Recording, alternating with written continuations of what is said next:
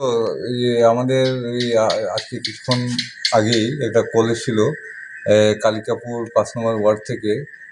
একটা ঘরের মধ্যে আগুন লেগে যায়। তো আমরা অ্যাকর্ডিংলি গেলাম, গিয়ে দেখি একটা সনবাস দিয়ে একটা ঘর, ওনারা রান্না করছেন, প্লাস আরেকটা রুম ছিল, এটার মধ্যে ওরা সম্ভবত থাকছে এরকম।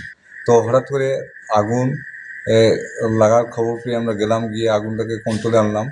তারপর দেখলাম এই বাড়িতে একটা লোককে ওরা বেঁধে রেখেছে। জিজ্ঞাসা করলাম এই লোকটা কে? তো ও সবাই বলছে না দিদি এই লোকটাই আগুন লাগিয়েছে, মানে অপু নাথ, উনি এই আগুন লাগিয়েছেন। এবং অপুনাথ হচ্ছেন এই বাড়ির মালিক। যার বাড়িতে আগুন লেগেছে ওই এটার মালিক অপুনাথ, বয়স 48 বছর।